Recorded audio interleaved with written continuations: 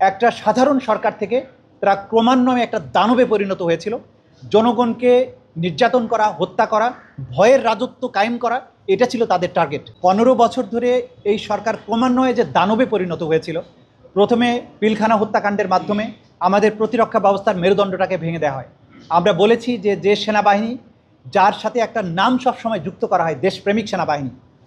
সেনাবাহিনীকে দেখলে বাংলাদেশের মানুষ, আপনারা জানেন যে রাস্তায় দেখলে মানুষ ফুল নিয়ে এগিয়ে যায়, স্লোগান দেয়, তাদেরকে জড়িয়ে ধরে। তার মানে সেনাবাহিনীর সাধারণভাবে সেনাবাহিনীর প্রতি বাংলাদেশের মানুষের যে আস্থা আছে যে তারা দেশকে রক্ষা করেন, সেই জায়গাটাকে ভেঙে দেওয়ার জন্য 2009 সালের 25শে ফেব্রুয়ারি 26শে ফেব্রুয়ারি পিলখানাতে সেনাবাহিনী অফিসারদেরকে হত্যা করার মাধ্যমে আমাদের প্রতিরক্ষা ব্যবস্থার মেরুদণ্ড তারা ভেঙে দেওয়ার চেষ্টা করে।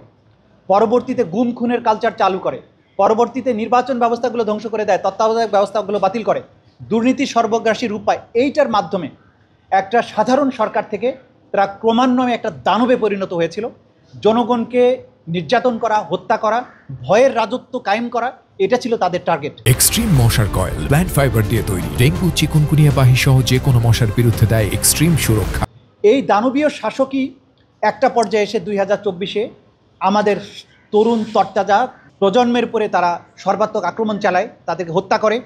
শুধু সাধারণভাবে আক্রমণ, পুলিশ দিয়ে আক্রমণ তা নয়, এখানে সকল বাহিনীকে ইনভলভ করা, হেলিকপ্টারের মতো সামরিক যান, ড্রোনের মতো প্রযুক্তি নির্ভর সরঞ্জাম, লিথাল ওয়েপন, এপিসির মতো মারাত্মক মারণাস্ত্র, এই সব জিনিস দিয়ে হত্যাকাণ্ড চালানো হয়েছে। এবং এটা হঠাৎ করে তারা করেনি, তাদের এই ক্রিমিনাল চরিত্র কিন্তু তারা ক্রমান্বয়ে পাকাপোক্ত করেই 2024-এ এসে সর্বশক্তি নিয়ে তারা ঝাঁপিয়ে পড়েছিল, যেটা আমাদের তরুণরা রুখে দিয়েছেন বলেই 2024-এর বিপ্লব হয়েছিল। সুতরাং এই বিচার করার সময়ে ট্রাইব্যুনালের সামনে পেছনের এই পটভূমিগুলো অত্যন্ত স্পষ্ট থাকা জরুরি।